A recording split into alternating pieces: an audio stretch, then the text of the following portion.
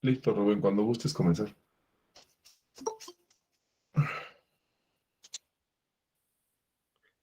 Muchas gracias, muy buenos días a todas y a todos. Es un gusto estar con ustedes esta mañana, hoy para platicarles un tema que me parece fundamental dentro del campo del derecho sustantivo electoral y la parte procedimental, que tiene que ver con el sistema de nulidades electorales. Desde aquí un saludo a la doctora Gabriela Rubalcaba, directora de la Escuela Judicial Electoral, igualmente al magistrado Felipe Lamata Pizaña, el magistrado presidente de la Sala Superior, Reyes Rodríguez Mondragón, igualmente un saludo para las magistradas y magistrados que integran las distintas salas del Tribunal Electoral. Decía yo que me da mucho gusto saludarles, voy a ver muchas caras conocidas, ya no recuerdo si son de este diplomado, de otros diplomados, me da mucho gusto que se hayan inscrito ustedes a varios, pero bueno, vamos a darles hoy una aproximación a lo que refiere el sistema de nulidades en México, y para ello, bueno, pues saludo con mucho gusto. Ale, ¿cómo estás? Ale Leva, buenos días. María Eugenia, Joel, otra vez, gusto saludarte. Martín, Raúl, tenemos pues, por aquí a Manuel, y bueno, pues a todos los demás que están por acá en este diplomado y a los que se van incorporando, muy buenos días, se van incorporando a este curso. El sistema de nulidades en México viene a ser un contrapeso muy importante a las, digamos, desde la óptica de los candidatos y partidos políticos que ordinariamente no resultan beneficiados por el voto ciudadano. Entonces, este sistema, bueno, se recurre mucho a partir de los procedimientos judiciales. Esto implica que la política en muchas ocasiones se va a llegar a judicializar. Y esto, digamos, puede ser a partir de distintas estrategias que tengan partidos y candidatos, porque por un lado pueden irse descubriendo ciertas irregularidades dentro del proceso electoral que está cometiendo un candidato contrario o el partido en sí mismo, y prefieren esperar hasta conocer los resultados de la elección para saber si vale la pena impugnarlos o no. De esta manera, bueno, pues esta estrategia, creo desde mi óptica, es una estrategia muy arriesgada, porque en lugar de ir corrigiendo los defectos o las conductas incorrectas dentro del proceso electoral, pues supeditan, digamos, esa corrección hasta un resultado para saber si les conviene o no les conviene. Si no les conviene, entonces todo el proceso fue malo. Si les conviene, bueno, salen a medios para decir que el proceso electoral en realidad se llevó a cabo de una manera pacífica, con un par de irregularidades, pero que no son trascendentes. Entonces, realmente todo depende cómo concluyan estos resultados electorales para que los candidatos digan si hubo problemas de fondo o no en el proceso electoral. Voy a pedirle a Tecnologías Educativas si nos hacen favor de apagar su micrófono porque se está viciando un poquito el sonido. Gracias. Entonces, bueno, desde este primer punto de vista, me parece que el sistema de nulidades electorales no debe o no debería de responder a los intereses particulares de un candidato o de un partido, sino que el sistema de nulidades electorales debería de atender justamente al interés supremo, que es tratar de defender la democracia, un interés en el cual los ciudadanos se vean representados y justamente las autoridades consideren que las distintas etapas del proceso electoral, incluyendo sus resultados y particularmente el día de la jornada electoral, pues no cumplieron con estos estándares mínimos que se exige para considerar que esta sea una elección democrática. Entonces, digamos, esta primera aproximación tiene que ver con una finalidad pragmática desde el punto de vista de los partidos y candidatos que perdieron la elección. Y desde ese punto de vista me parece que es un error considerarlo así, porque no implica, digamos, si no se cumplen con estos elementos mínimos para considerarlo como una elección democrática, pues sin importar quién gane, debería de anularse la elección y no solamente esperar a obtener este triunfo y dependiendo de eso, si me conviene, pues solicito su nulidad, ¿no? Por ejemplo. ¿Qué pasa cuando en el fondo, o más bien, por qué advertimos que tenemos que tener un sistema de nulidades electorales, ¿no? ¿Cuál es esta otra aproximación a la que quiero llevarlos? Como todos sabemos, la lucha por el poder, independientemente del concepto que se tenga, que cada uno o cada candidato o partido tenga sobre el poder y particularmente sobre el poder público,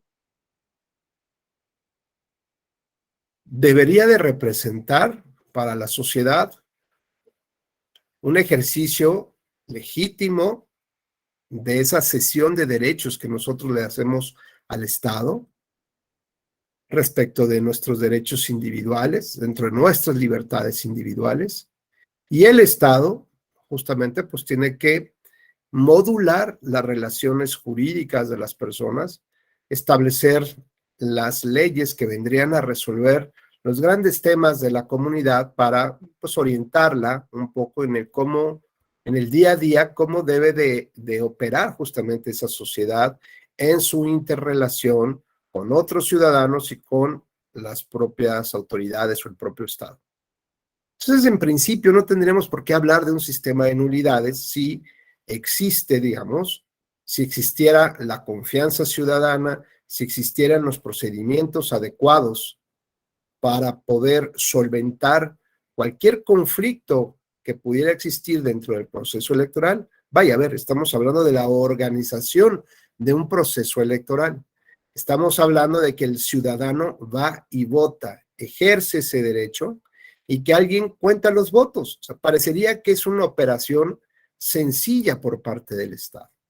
No tendría que complicarse al punto que hoy el segundo tema que más se judicializa en el tribunal tiene que ver con los resultados electorales.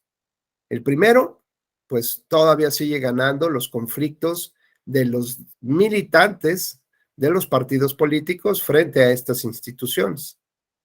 Y el segundo es el tema de los resultados electorales. Entonces la pregunta es, ¿por qué tendríamos que estar cuestionando constantemente esos resultados? Si lo que requiere, en términos muy sencillos, es que el Estado ponga a disposición del ciudadano la boleta electoral en el lugar más cercano que pueda, en las condiciones más adecuadas para ello, y que el ciudadano vaya y emita su voto. Después de eso, se cuenten votos y se obtenga un resultado, y ese resultado trascienda a la vida jurídica al elegir a una persona que va a ocupar un cargo de elección popular atendiendo a ese resultado.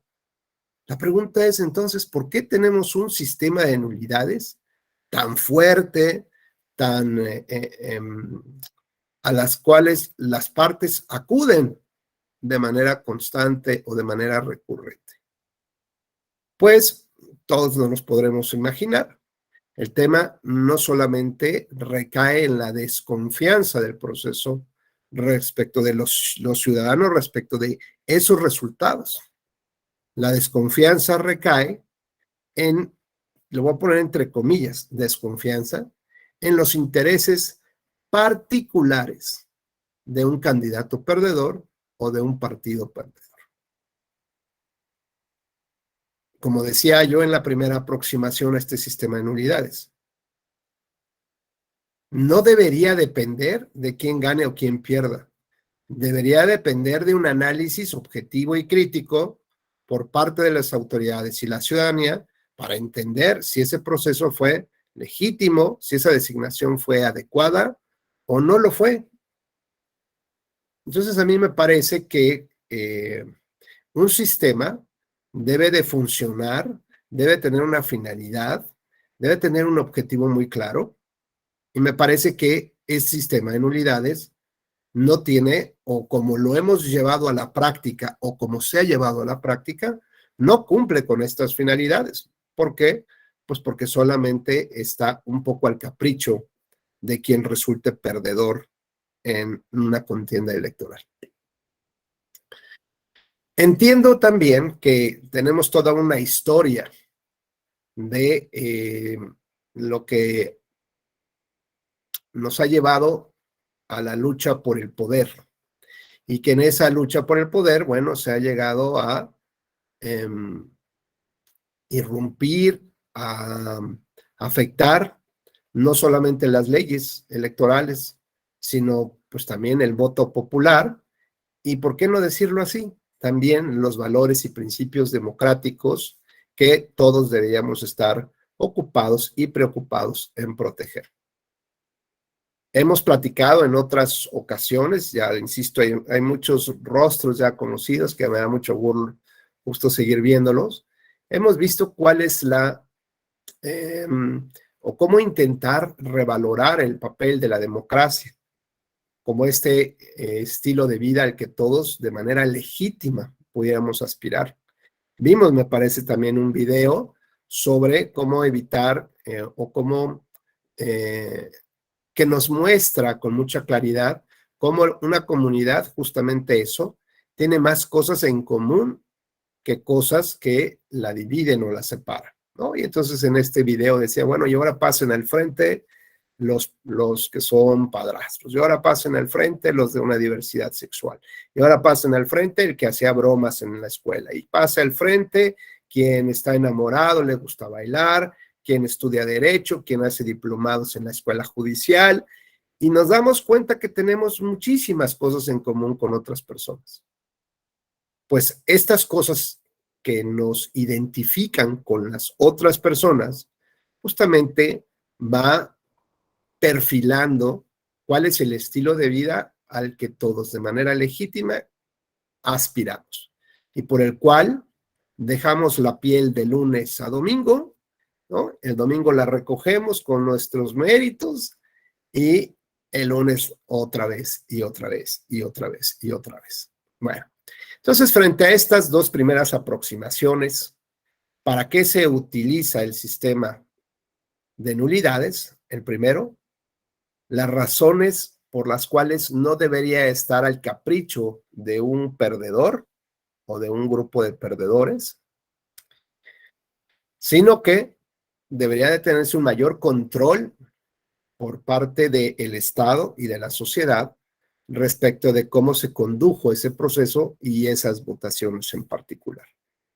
Entonces, si analizamos que esa búsqueda por el poder genera una serie de conflictos de manera natural, no sé si ustedes recordarán esta película o los libros del Señor de los Anillos, ¿se acuerdan de ella? Bueno, pues había un personaje, el Gulo, no me acuerdo cómo se llamaba, ¿no? Cómo se transformaba por un anillo. ¿No? Y decía, y el anillo, porque el anillo representaba el poder. Bueno, pues imaginen que el cargo público es ese anillo que representa el poder y que las personas pueden volverse locas por conseguir el poder y hacer todo lo que esté a su alcance con tal de conseguir ese poder. Desafortunadamente, a veces no se entiende lo que es el poder o el servicio público. Y el poder, para algunos, representa restregarles en la cara a sus parientes de esa comunidad, que ahora son la autoridad, utilizar el servicio público para beneficios personales, para contratar a la familia, para utilizar las camionetas de la policía, ¿no? Y a lo mejor a los policías para ir a detener a un vecino incómodo.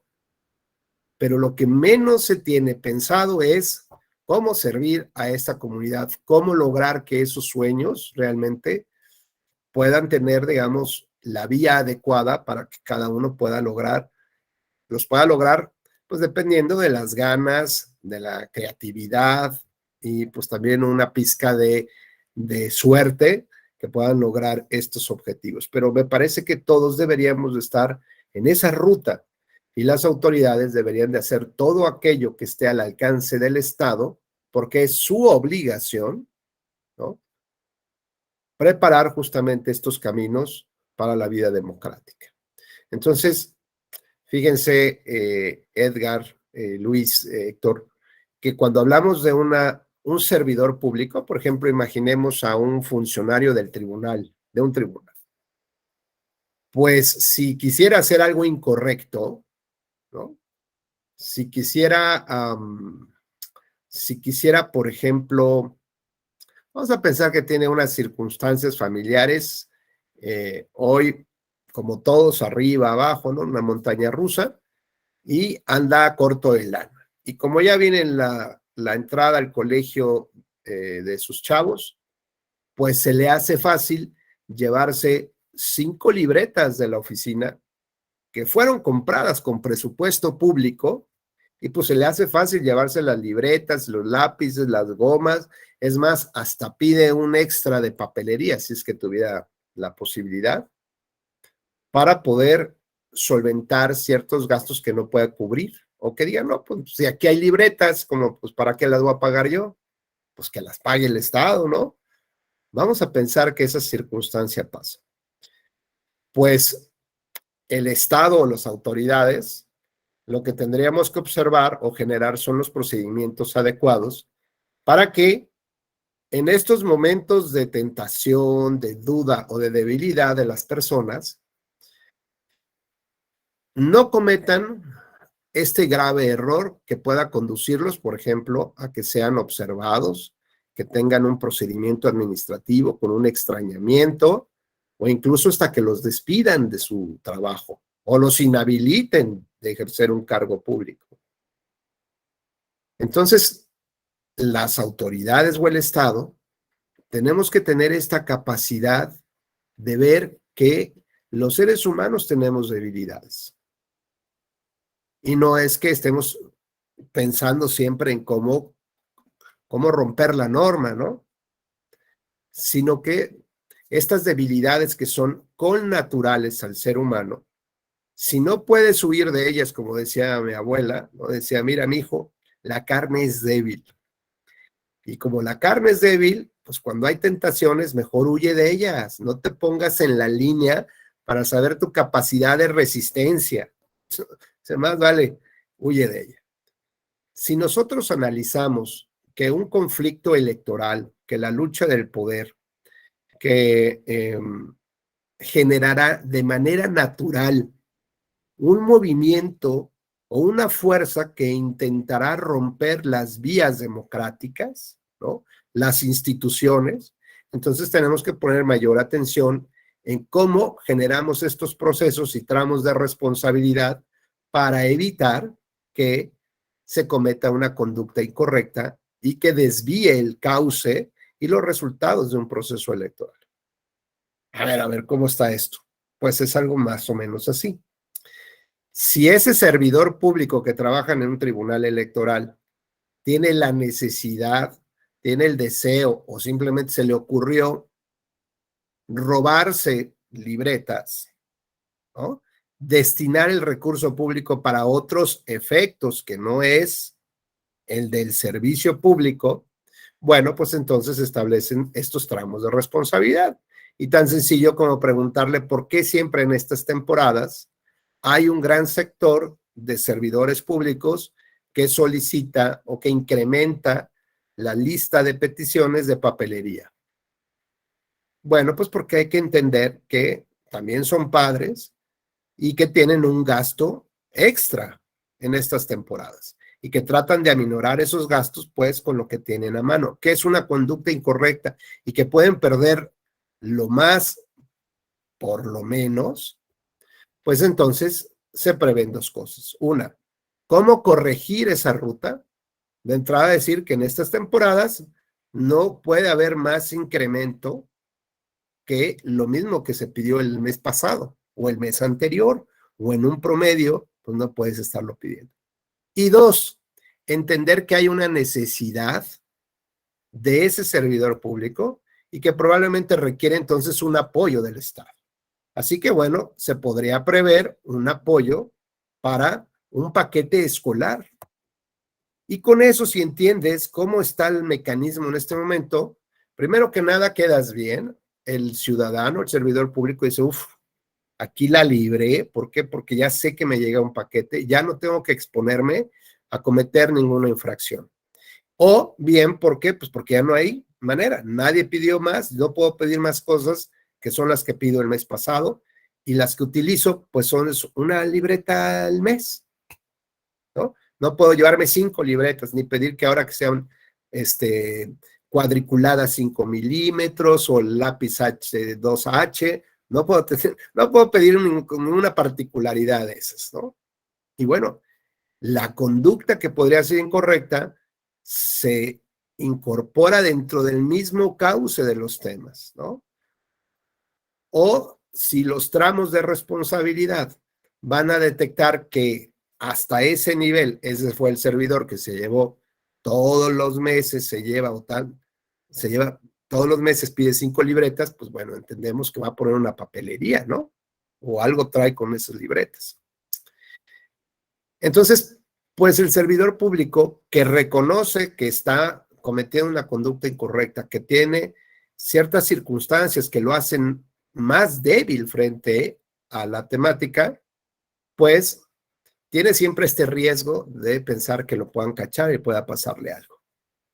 Mientras que cuando hablamos de funcionarios que van buscando, o servidores públicos que buscan la candidatura o que ya son candidatos, estas, digamos, arbitrariedades que se pudo haber cometido el servidor público del tribunal, si las intentara hacer este candidato o las personas que apoyan al candidato, estos que operan en tierra, o el partido político, en lugar de sentir que tienen una presión, que van a ser detectados, que van a ser evidenciados, que van a ser castigados, tienen, digamos, una palmadita en el hombro, tienen un aliciente.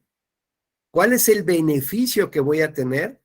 Pues si cometo estas arbitrariedades o digamos, estos excesos que escapan de la norma, voy a tener la gran ventaja de tener un mayor número de electores. Voy a ampliar la base de mis electores y seguramente con eso voy a ganar o me pongo en condiciones de ganar las elecciones y con eso tendré el anillo del poder, ¿no? Entonces, mientras alguien tiene la preocupación de la institución, de la regulación, de los tramos de responsabilidad, de las sanciones, de perder el empleo, el que está del otro lado buscando el poder, que puede cometer irregularidades similares o mayores, lo hace con el aliciente de ganar, ganar, ganar. Y si me cachan, pues que pague el partido. Y si me cachan, no pasa nada, soy el partido. Y si me cachan, no pasa nada. Formo parte del sistema de partidos políticos y nadie se va a atrever a atacarme. ¿Por qué? Porque todos somos parte de lo mismo. Y entonces circulan durante los días previos a la jornada electoral maletas con paquetes de billetes, ¿no? Con dinero en efectivo, que se transportan de un lugar a otro en aviones incluso, que son detectados por las autoridades, que son videograbados, que son sorprendidos y no pasa nada. ¿Por qué? Pues porque el sistema, los que están jugando dentro del sistema político, entienden pues que así funciona en la jornada electoral, que hay que llevar efectivo de un lado para otro, que bajan dinero, ¿de dónde? Pues de los gobiernos, ¿de dónde? O del sindicato de Pemex, acuérdense del famoso caso de Pemex Gate, o crear un financiamiento paralelo, como en el caso Amigos de Fox, o jugar con ver hasta dónde tuerzo la norma con las famosas tarjetas del verde, por ejemplo. O pues la comprita del voto, o condiciono un beneficio público que tienen todas las personas con independencia del partido que esté en el poder o del candidato que llegue. O amenazo con que ya no van a recibir tal y cual cosa, ¿no? Entonces, vean cómo incluso hasta hasta una persona que colabora, digamos, en tierra con un candidato, con un partido político, aunque no reciba ninguna instrucción de ninguna especie, pues comete estas irregularidades en el ánimo de ¿qué?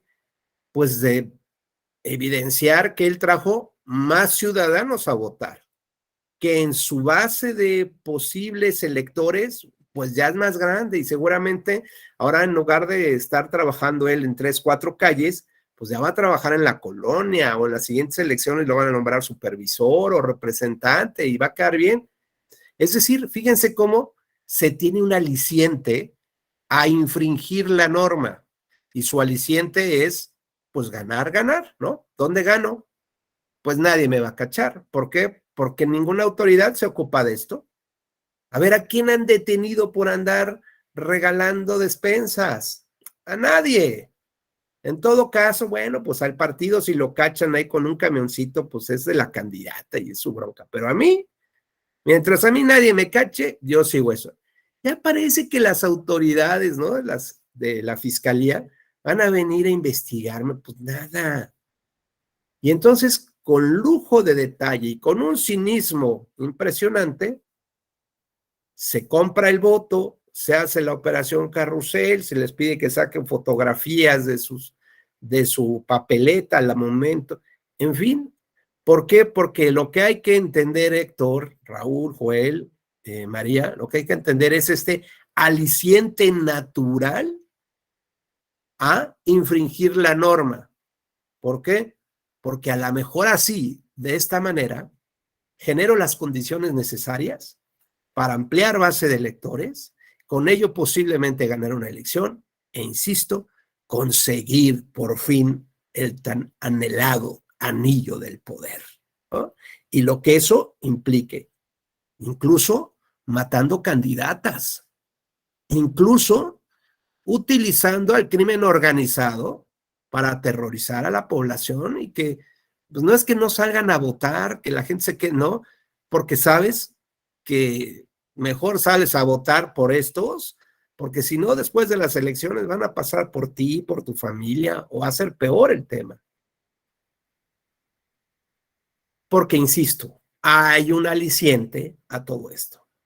Entonces, ahora sí, con todo, digamos, entendiendo que es con natural el conflicto por la búsqueda del poder, que están invitados candidatos y partidos políticos, ciudadanos que trabajan en estos temas, a romper las instituciones, ¿no? A doblegar las instituciones. ¿Por qué? Porque en su balance, pues, ¿qué tanto pierdo si infrinjo la ley? ¿Qué tanto gano si infrinjo la ley?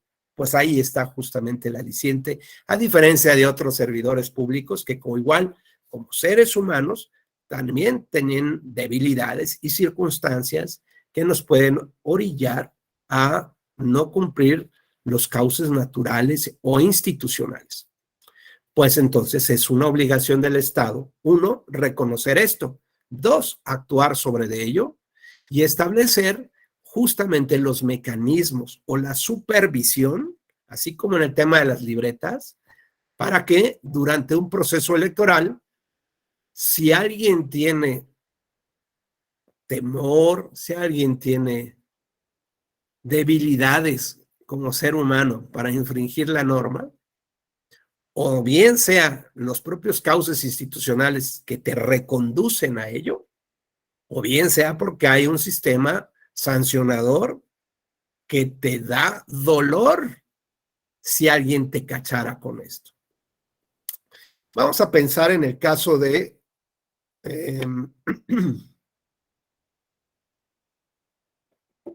vamos a pensar en el caso de que un funcionario de la casilla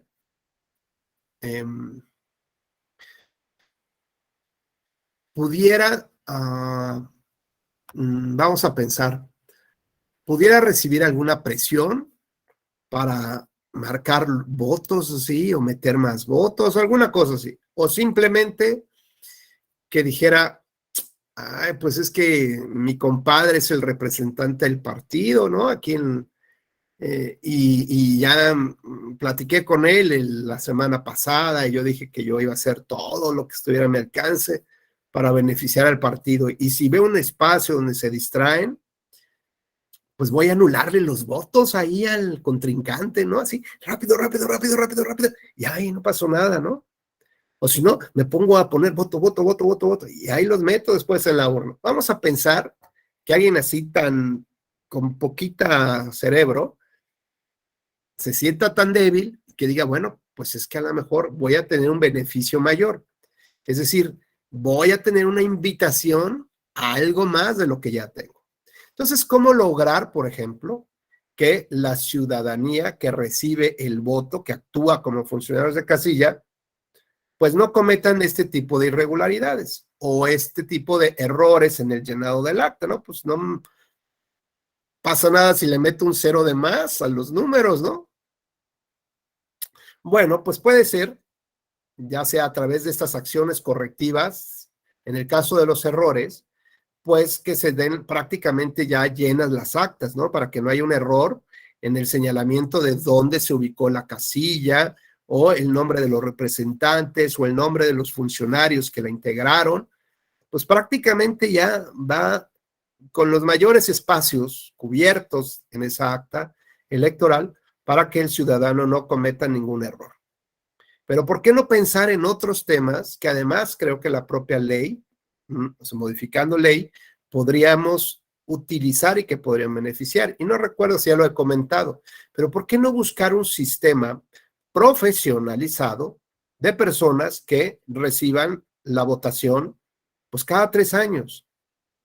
Y entonces tienes beneficios de ello. Por ejemplo, bueno, pues en tu trabajo te dan permiso de, si tuvieras que trabajar ese día, pues a lo mejor te lo cambian por un lunes o por un viernes, seguramente, y te pueden pagar hasta el triple.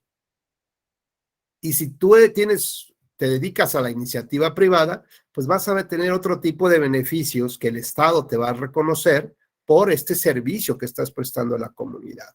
Como pues a lo mejor apoyos económicos para tu empresa o a lo mejor una rebaja de impuestos, no tengo idea. Pero el chiste es que haya un aliciente justamente para las personas que van y ofrecen sus servicios durante las jornadas electorales cada 3 o 6 años o lo que sea. Tienes el aliciente de hacer las cosas bien y también tienes la presión de qué pasa si hago las cosas mal. Pues qué tal si me detectan que yo estoy cambiando votos, pues seguramente voy a perder mi trabajo. Y esos 6 años que llevo tratando de ser gerente o subgerente o subdirector, pues los voy a tirar a la basura por esto. Pues no. Oye, es que si yo me dedico a estos temas, ¿puedo perder más? Y entonces entiendo que no debo de llevarme las libretas, porque puedo perder mi trabajo por llevarme libretas. Puedo perder mi trabajo porque se me ocurrió que tal vez si yo anulaba votos válidos del otro partido, del contrincante, que es así la mentalidad, digo, a no ser que pues era muy tan cerrada la elección, ¿no? Que 10, 50 votos sean suficientes para cambiar un resultado. Pero ¿por qué no pensar entonces cómo está construido hoy el sistema y si ese sistema realmente nos permite reconducir las conductas por los cauces adecuados cuando sabemos que en ciertos puntos neurálgicos del proceso electoral las personas pueden sentirse más débiles y cometer irregularidades o errores finalmente, ¿no?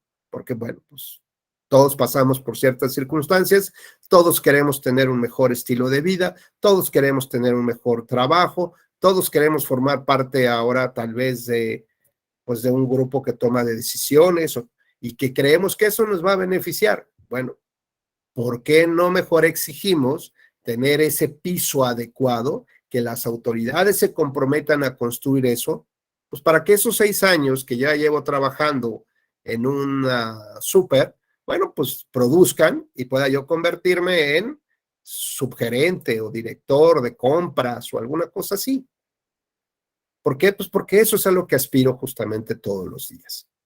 Desde estas aproximaciones que estamos haciendo, pues vale la pena preguntarnos por qué tenemos un sistema de nulidades tan socorrido, tan utilizado y sobre todo si este sistema de nulidades logra el objetivo de desincentivar las conductas que trastocan de una manera importante los valores y los principios democráticos. Bajo estas consideraciones, me parece, desde esta reflexión, que hay que enmendar un poco el camino, ¿no? Me parece que este sistema de nulidades no está cumpliendo hoy en día con las finalidades naturales para las cuales fue creado. Así que bueno, vamos ahora sí ya a iniciar, vamos a acompañar esta charla con una presentación para irle dando un poco de orden y que ustedes puedan tener visualmente ahí el texto de lo que vamos a ir platicando. Entonces, permítanme compartir la pantalla.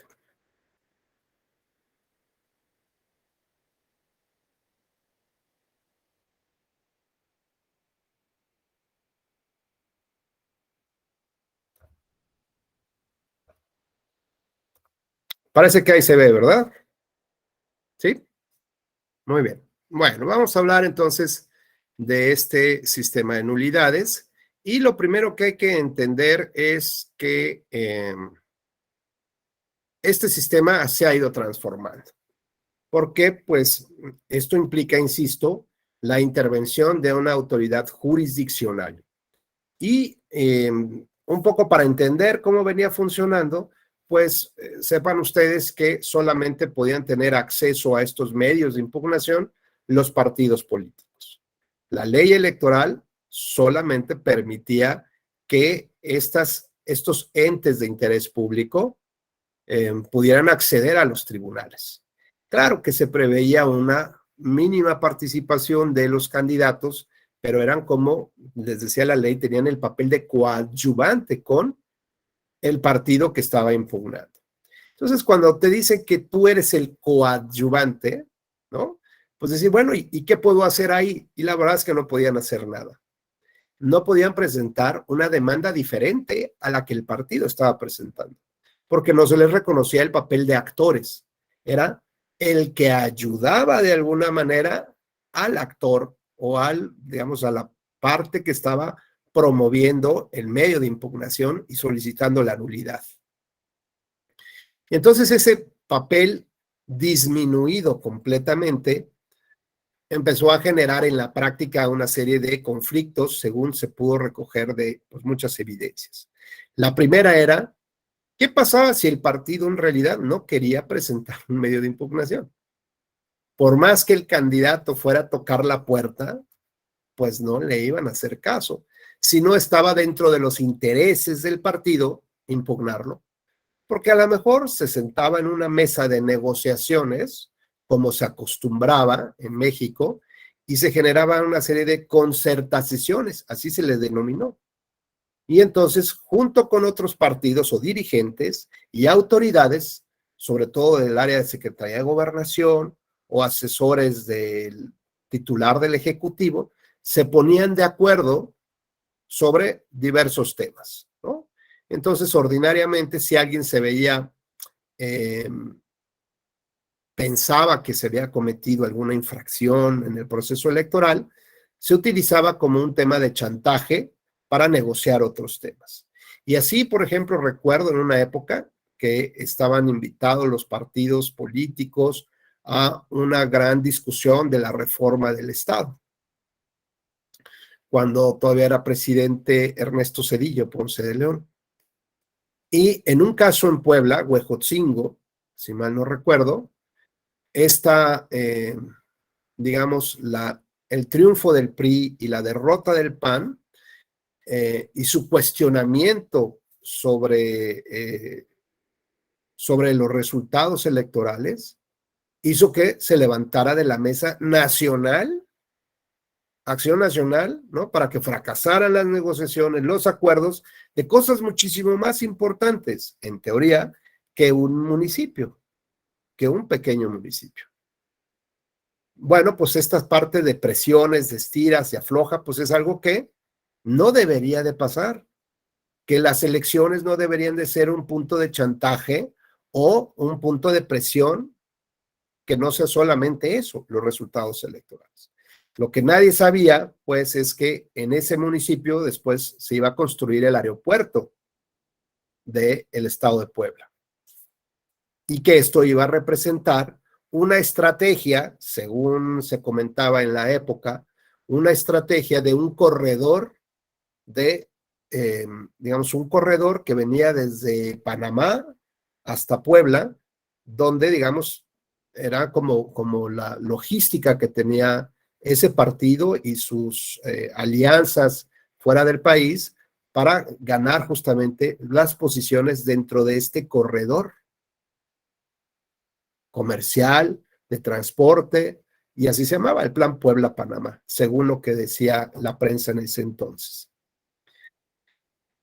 Bueno, pues como verán, eh, estas, esta posibilidad de que los candidatos participaran directamente en los medios de impugnación dio luz hasta prácticamente, fíjense, 2014. Yo recuerdo que estando siendo magistrado de la Sala Regional Monterrey, antes de esa fecha, ya habíamos abierto, digamos, la vía para que candidatos pudieran impugnar. Lo hacíamos a través del juicio de revisión constitucional electoral. Años después, ya la Sala Superior determinó que si los candidatos sí resienten este perjuicio, son, digamos, los primeros afectados, ¿no? Cuando consideran que el proceso electoral fue incorrecto. Pues, ¿quién más que hizo la campaña, ¿no? Que habló con la gente, que dejó ahí horas de trabajo, que invirtió, que acordó financiamiento, en fin, ¿no? ¿Quién más interesado, quién más dolido se podría sentir, digamos, de un fraude electoral? Pues el candidato. Y al candidato la ley no le reconocía esa participación, sino una pequeñísima participación que llegó hasta el extremo de que los directores jurídicos de los partidos políticos negociaban con otros partidos para saber qué tan mala la demanda tenían que hacerla, ¿no?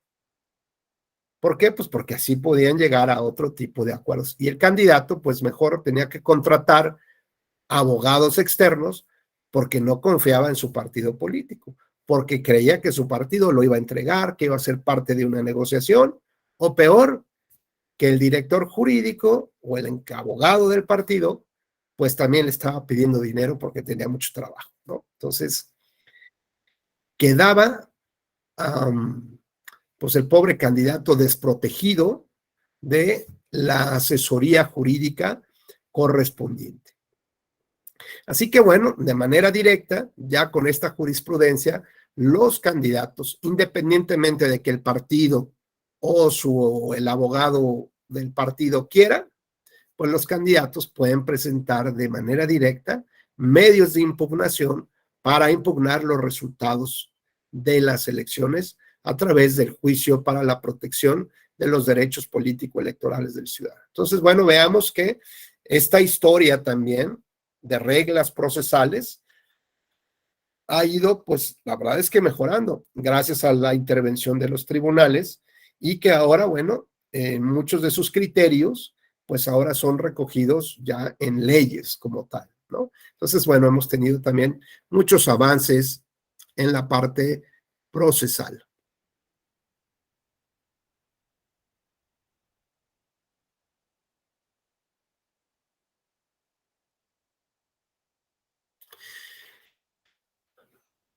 ¿Cuáles son más o menos, o las reglas, o si queremos verlo, que son las que dotan eh, la cara, las que le dan fortaleza a este sistema de nulidades? Bueno, primero que nada, entender que hay reglas y hay principios. Y las reglas, pues son mandatos de obediencia, de hacer esto o no hacer esto. Mientras que los principios, su composición normativa, pues es una composición abierta. ¿Y esto qué implica? Que el sujeto al que van dirigidos debe de deliberar cómo aplica ese principio para cada caso concreto. Entonces, bueno, entendamos primero que estas reglas, estas primeras reglas, surgen o son muy parecidas a lo que pasa en el derecho penal. Y no porque deriven del derecho penal, sino porque tienen su asiento, su matriz en la fuerza que tiene el Estado para castigar. Cuando nosotros aceptamos estar en México, ser mexicanos, cuando no renunciamos a nuestra nacionalidad, pues aceptamos un paquete completo. Y dentro de ese paquete de derechos y de obligaciones está aceptar que el Estado nos castigue cuando infringimos una de las normas que el propio Estado establece. Entonces, digamos, derecho de sanción, como es en el caso, tema de las nulidades electorales, deriva, digamos, de esta declaración de autoridad del Estado y que no necesariamente deriva del penal, pero digamos, tienen la misma madre, que es el jus puniendi del Estado, y de ahí surge el derecho penal, de ahí surge el derecho administrativo. Entonces, cuando hablamos de nulidades, pues hablamos de temas realmente administrativos. Hablamos de la esencia de los elementos de validez que debe tener un acto para considerar que surte plenos efectos jurídicos, que trasciende a la vida de la sociedad, que cambia historias, que eso nos permite decir somos propietarios de algo, ¿no? Podemos comprar cosas, podemos vender, podemos hacer muchas operaciones como sociedad. ¿Por qué? Bueno, porque el Estado, si no, porque además de que lo reconocen sus reglas, si alguien no lo reconoce, pues entonces viene toda la carga del Estado para obligar a las personas a que reconozcan lo que sus autoridades están declarando o en su caso constituyen derechos en favor de las personas. Bueno, pues una de estas reglas implica que la nulidad debe estar expresamente establecida en la ley, es decir, la causa por la cual yo podría anular algo, y la anulación es privarle de efectos jurídicos como si nunca hubiera existido. Eso que se cuestiona, pues implica que tiene que tener un principio de reserva de ley, es decir, que debe estar reservado en la ley, previsto de manera expresa en la ley la causa para que yo pueda anularlo. Por lo tanto, si no está en la ley, no puedo yo llevar a cabo esta nulidad. Este es el primer punto. El segundo punto implica que es una regla que nos señala que las nulidades solamente afectan en su conjunto como tal. ¿Esto qué quiere decir? Que cuando voy a anular una elección, anulo toda la elección. Cuando voy a anular la votación en una casilla, voy a anular toda la votación de la casilla y no solamente una partecita de la votación. ¿Esto qué significa? Pues es como si yo tuviera una mesa ya servida, ¿no? Con el arrocito, la carne, la bebida, y pues no nada más voy a quitar el plato hondo o los vasos, ¿no? Pues los voy a anular, ¿no? Quito absolutamente todo y le quito todo a todos los que participaron. Por lo tanto, la nulidad de votación en una casilla afecta a todos los participantes, no nada más a uno en particular. Es como si los ciudadanos no hubieran asistido a votar y por lo tanto no hubiera ningún voto a favor de nadie. Es como, insisto, como si no hubiera existido.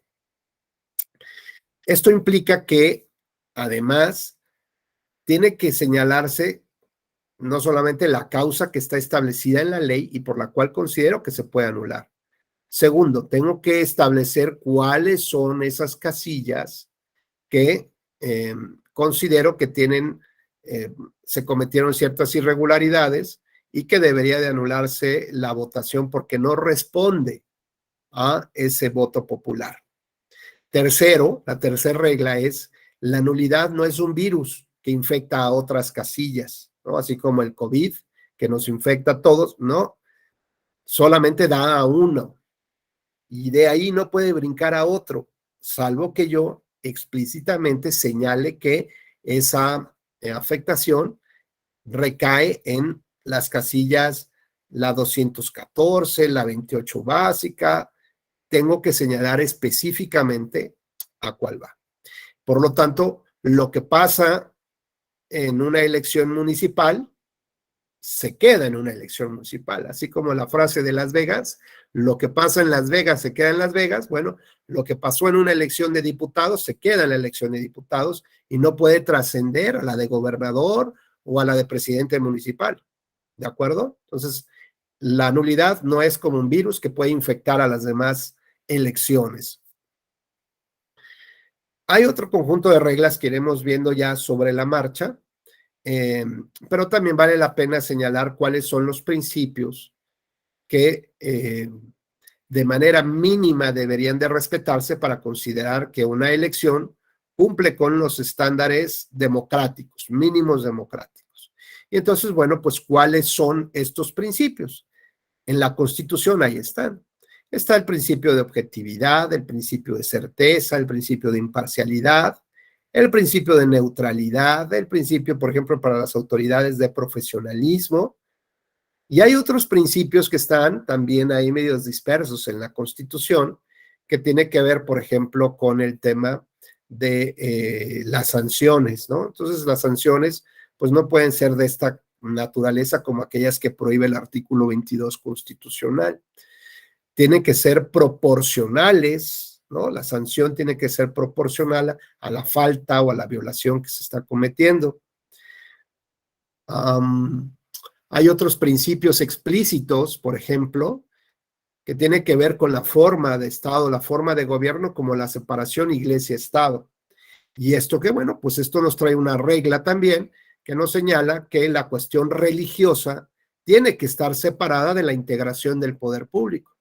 Por lo tanto, hasta esta fecha no se permite que pastores o sacerdotes o dirigentes de iglesia puedan ser candidatos. Sí tienen derecho a votar, pero no tienen derecho a ser votados. O que en una campaña se utilicen símbolos religiosos, porque pues esto viene a romper este principio explícito de la Constitución del Estado laico, de la laicidad, de la separación, justamente que desde la formación del actual Estado mexicano se buscó justamente separar y que no se confundiera estos temas. Bueno, saber también que la ley establece causas de nulidad que están muy bien reguladas, que son muy precisas, y estas les conocemos con el nombre de causas específicas de nulidad, que iniciaremos ya su estudio de manera inmediata. Pero también hay causas que no son específicas, y si no son específicas, son genéricas, de nulidad de votación en una casilla. Y lo mismo pasa para la nulidad de elección. Habrá causas específicas de nulidad de elección y causas genéricas de nulidad de elección. Y cuando hablamos de lo específico y de lo genérico, pues implica que la propia ley ya establece, digamos, como un catálogo, como una serie de pasos que hay que verificar para saber si se está incumpliendo con esta parte. Hay otros elementos importantes a considerar y que tiene que ver con que estas irregularidades que se presentan durante el proceso electoral, pues si ya están, María Eugenia, si ya están establecidas en la ley, pues significa que el legislador les está dando un carácter importante. Es decir, no es cualquier irregularidad, ya está ahí, ¿no? Es como cuando una pareja le dice a otro, mira, todo está bien mientras no me mientas. Si dices mentiras, pues entonces ya entramos en un problema. Bueno, pues ese es un valor relevante que le da esa persona al tema de decir la verdad o de ocultar la verdad. Entonces, cuando el legislador determina cuáles son estas causas de nulidad de votación en casilla, ya les está dando de entrada un carácter de relevancia o un carácter, digamos, de gravedad. Y entonces entendemos que solamente podrá anularse una votación o una elección cuando estén demostradas las irregularidades, pero además que estas irregularidades tengan este carácter de gravedad, o sea, tengan esta importancia, esta trascendencia que afectan estos valores y estos principios. Y la pareja puede decir, no te dije una mentira, simplemente no te dije la verdad, me quedé callado con la verdad.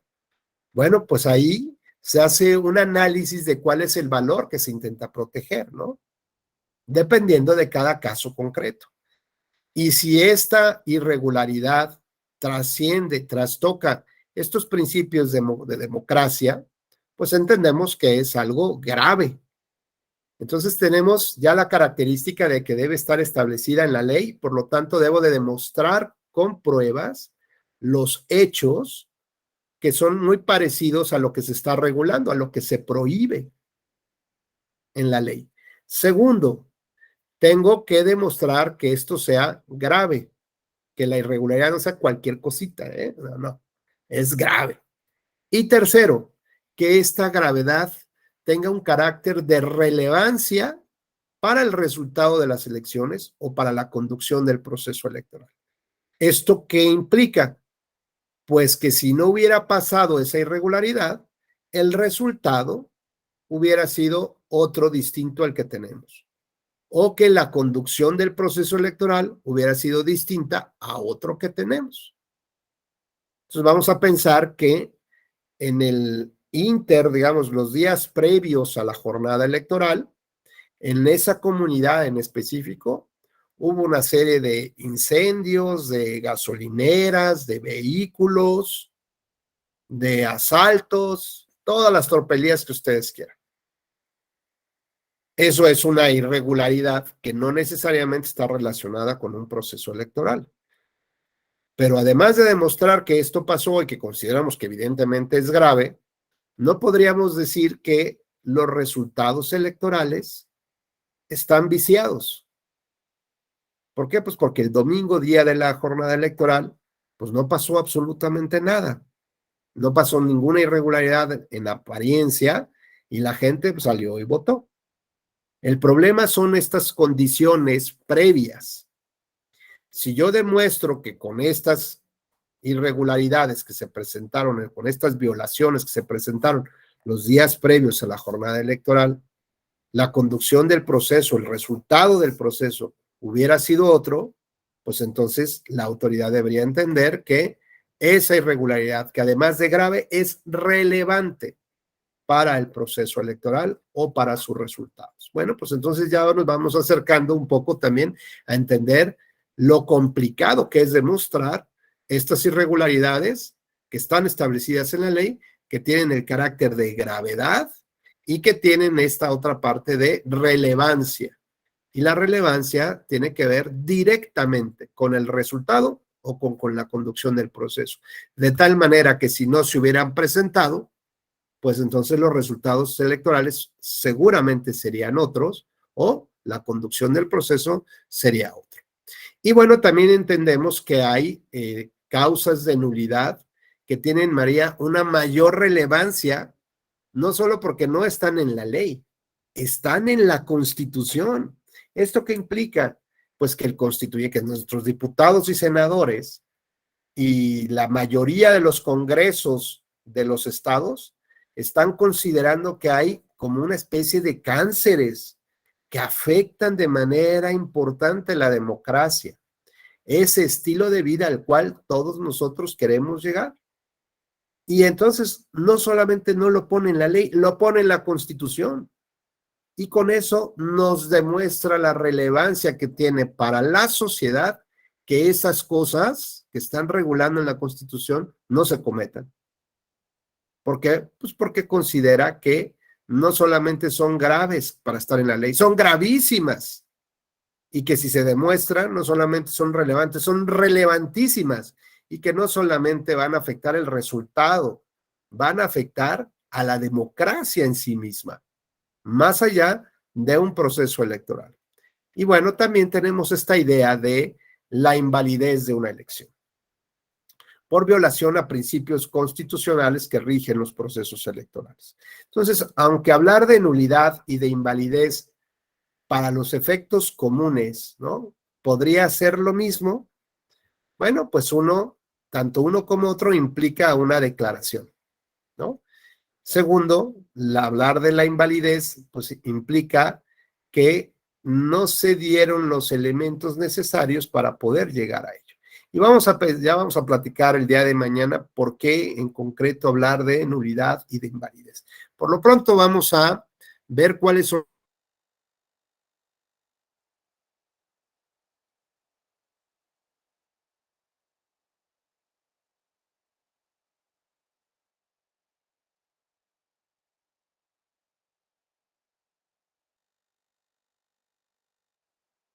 Vamos a ver cuáles son, les decía yo que vamos a ver cuáles son estas causas de nulidad. Ya estamos.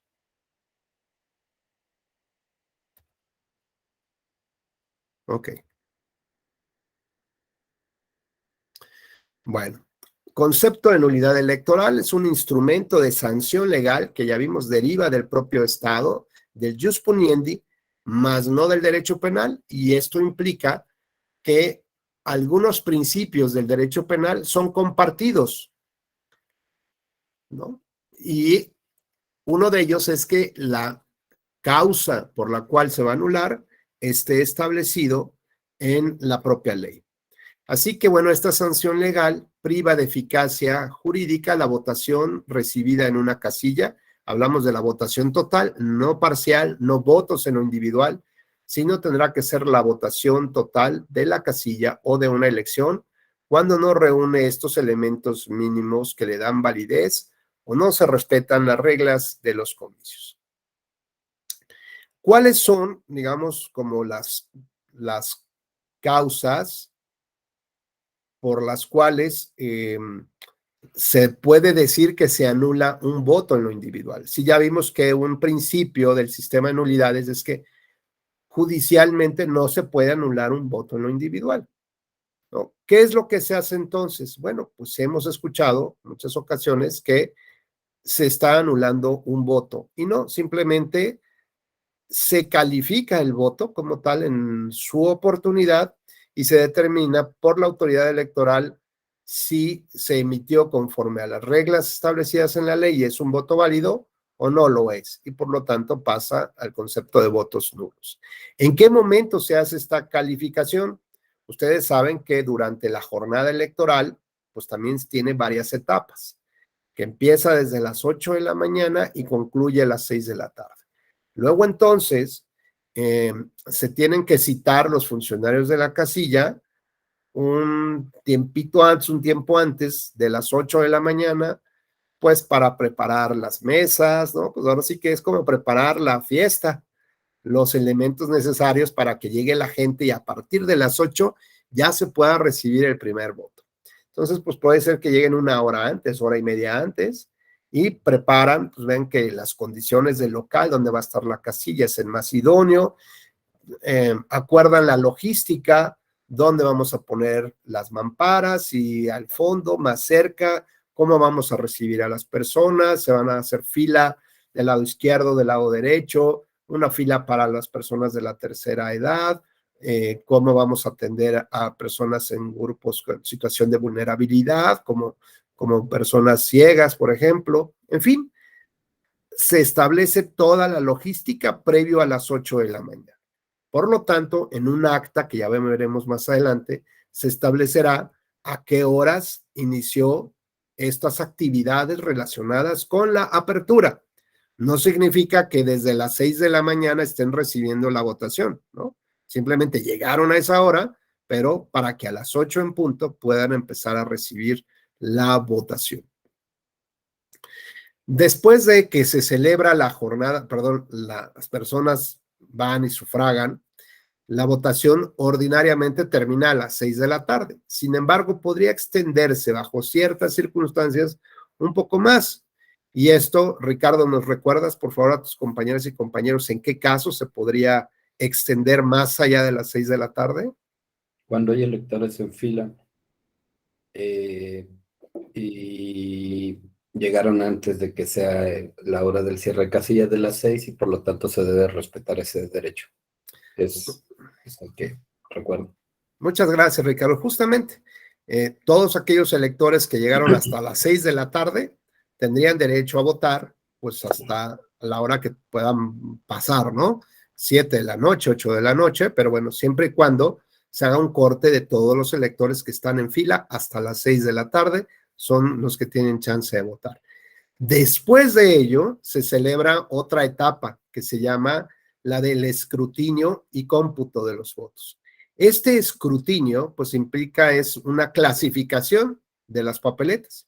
Estos votos van para el partido A, para el B, estos votos están medios extraños, los separo, estos votos están en blanco, pues son nulos, o estos tienen marcado más de una opción política y que además pues, no forman parte de coalición o de candidatura común, y entonces los clasifico como votos nulos porque no está clara cuál es la voluntad del elector.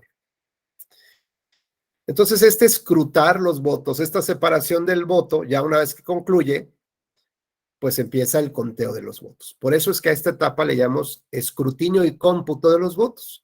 Una vez que se computan los votos, pues ya se traducen estas operaciones en un acta y que es firmada por autoridades que fungen en esa casilla. Es decir, es una delegación también del Estado, también tienen posibilidad de pedir la intervención de la policía en caso de que, o de la fuerza pública, en caso de que alguien llegue en estado de ebriedad o esté organizando algún problema ahí.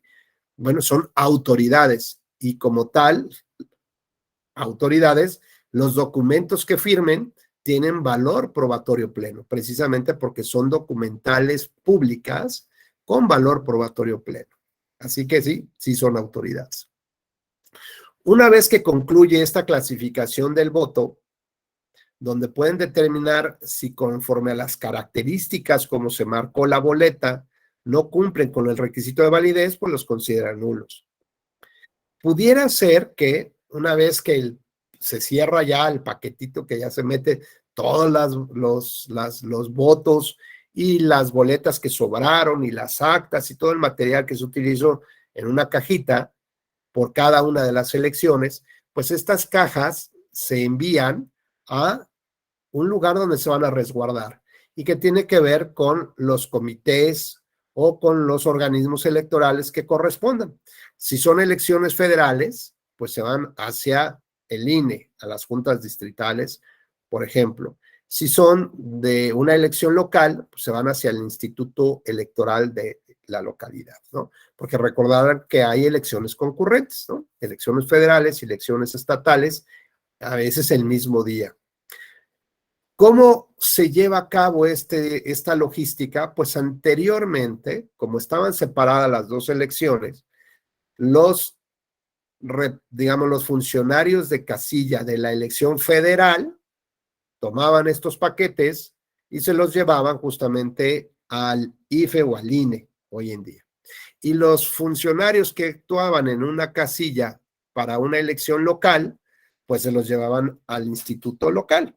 Pero como ahora se trata de hacer todas estas actividades no en dos casillas, no en dos mesas receptoras, sino en la misma mesa receptora de sufragios, porque ahora son elecciones concurrentes. Entonces, en la misma casilla, pues, se reciben las votaciones para ambas elecciones.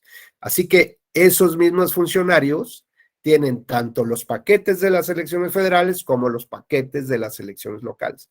Así que bueno, pues no van a andar de reparto ellos, ¿no? Voy para acá y luego voy por allá, sino que hay una logística ya implementada por el Instituto Nacional Electoral a través, por ejemplo, de una figura que le llaman los CAEs o de otro mecanismo aprobado también por los partidos políticos para la recolección de los paquetes. Entonces puede ser que el presidente, el secretario y en acompañamiento con representantes de partidos políticos y de candidatos independientes se traslade a un punto donde se va a hacer como donde se concentran los paquetes para ser recopilados todos los de la zona y ya remitidos a un resguardo con todas las garantías de que van a estar protegido el contenido de esos paquetes. Bueno, este tránsito o esta logística, pues tendría que tener también todas las garantías de que nadie vaya a abrir el paquete y le vaya a meter mano, ¿no?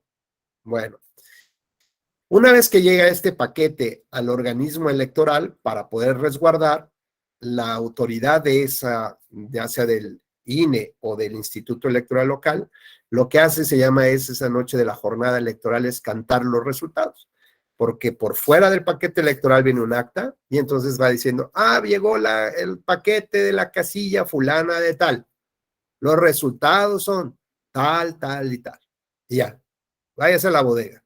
Y así con todas las casillas. Esta casilla no trae el acta o no dice tal cosa. Váyase y se resguarda. Y así, hasta que se recolectan todos los paquetes electorales, se guardan en una bodega que previamente se revisó, que no tuviera ninguna puerta trasera y que tuvieran las condiciones de seguridad necesarias con el responsable, las bitácoras de entradas, salidas, y con candados como la puerta negra, ¿no? Bien remachados ahí, nadie puede entrar y el que se quedó adentro no puede salir. Hasta el siguiente miércoles que se lleva a cabo los cómputos distritales. Bueno, pues ya pasó ese domingo, lunes en la madrugada, se tienen los resultados preliminares a través de otro sistema que le llaman, se le conoce con el nombre del PREP, un programa de resultados preliminares donde se van capturando las actas una vez que van llegando, digamos, al organismo electoral, se van capturando las actas desde los comités municipales o los comités o las juntas distritales y van alimentando un sistema informativo para que tanto partidos, candidatos y sociedad pues tengamos más o menos claridad sobre cómo se llevó a cabo las votaciones. Bueno, pues estos resultados del PREP no son resultados oficiales, por eso se llaman preliminares. Y ahora sí, ya viene el resultado final, que es el siguiente miércoles, ¿no? Pasa ya, digamos, lunes en la madrugada, luego martes y miércoles. El día miércoles se abre una sesión del Consejo Electoral y entonces se empiezan a sacar otra vez todos los paquetes electorales y, digamos, se empiezan a corroborar los resultados. Entonces, bueno, a ver, el paquete 1 de la casilla tal tiene estos resultados. Y todos los partidos, sí, está bien, va conforme lo que yo tengo. Vale, y así van, hasta que alguien dice, no, a mí los resultados de mi acta, de la copia de mi acta, son diferentes. Y si otro más se le agrega a otro partido, otro representante, pues entonces podrían obligar justamente a la autoridad a abrir el paquete electoral y realizar otra vez el escrutinio y cómputo de esos votos. Tal y como lo hicieron los funcionarios de la casilla, ahora lo harán el siguiente miércoles, donde no coincidan los resultados o donde no venga el acta por fuera del paquete electoral. Abrirán el paquete, mira, aquí está el acta. Cantarán los resultados, si coinciden, pues ya, se cierra el paquete y pasa. Pero si no coinciden, entonces tendrán que hacer ese mismo ejercicio de clasificación, que es escrutinio, y después el cómputo de los votos y levantarán un acta individualizada por cada casilla o cada paquete electoral que hayan abierto ese miércoles. ¿Hasta ahí vamos bien? ¿Sí? ¿Yubac? ¿Ahí vamos bien? Va. Bueno. Doctor, disculpe. Sí. Nada más hay como, es consulta, pregunta. Aquí en el segundo apartado donde dice voto nulo, dice en el momento realizado por la mesa directiva. O sea, nos estamos refiriendo a cuando hay algún error en la marca y que ahí lo colocan en el apartado de la nulidad, porque como que ahí me descontroló ese y el siguiente apartado, cuando habla en el recuento ordenado por el tribunal. O sea, esos dos, Sí. en el momento que están haciendo el escrutinio y cómputo, nada más. Sí, justo, como bien señala Ricardo, el primer momento es en la casilla, ¿no? Ya vimos en la etapa de escrutinio y cómputo. En el segundo, digamos, es cuando ya estamos en el Consejo Distrital, que está abriendo los paquetes electorales y lleva a cabo un recuento. Y puede ser ya sea porque el acta de la jornada electoral no esté dentro del paquete, porque no coincidan los resultados, o bien porque la propia ley establezca que tengan que hacer un recuento. Me explico. Ya una vez que concluyen todas estas operaciones, ese miércoles en el Consejo Distrital, se obtienen ya los resultados que serían los finales. Tantos votos para este partido, para este, y además vienen los votos que son nulos. La ley establece que si la cantidad de votos nulos es superior a la diferencia entre el primero y el segundo lugar, entonces se tiene que ordenar la apertura de todos los paquetes electorales y hacer un nuevo recuento de votos. Es decir, la misma operación que se llevó a cabo ese domingo, ahora se tendrá que hacer, pero no nada más por casilla, o sea, por una casilla, sino por toda la elección municipal o distrital que corresponda. Si la suma de votos nulos es mayor que la diferencia de votos entre el primero y el segundo lugar. Oye, que fue una votación muy cerrada, quedaron a 5 votos de diferencia el primero y el segundo, y hay 10 votos nulos, pues opera esta regla democrática que establece la ley para garantizar un principio de certidumbre, de certeza, de que realmente lo que están bien contados los votos, que están bien clasificados, que están bien evaluados, y por lo tanto realiza nuevamente un escrutinio y cómputo de toda la elección. Es lo que se llama este recuento. Hay otra regla que también establece el recuento, una posibilidad de un recuento, que es cuando la diferencia de votos sea menor del 1%. Es decir, el sistema lo que trata de hacer, como lo platicamos en un momento, de reconducir cualquier error, cualquier debilidad de el funcionario que no contó bien o que le metió votos de más, etcétera, que tachó, que le metió un cerito de más. Bueno, que esos pequeños errores, por llamarlos de esa manera, no trasciendan al resultado de una elección. Entonces, si fuera un 3%, un 4% la diferencia de votos, se considera que el margen del error es mínimo y que no podría afectar el resultado de toda una elección. Sí, de una casilla, 2, 3 casillas, pero no del total de la elección. Por lo tanto, ese margen de error, ese margen, cuando hay un pequeño margen de diferencia de votos, pues cualquier cosa, Yubac, puede suceder, ¿no? Imagínate que están empatados porque se han dado casos de empate, ¿no? Como en el fútbol, no, nada más que aquí no fue 0-0, ¿no? Pues a lo mejor 117 votos para uno, 117 para el otro, empatados. Un mínimo error que alguien tenga de clasificación de voto, pues puede cambiar, evidentemente va a cambiar el resultado.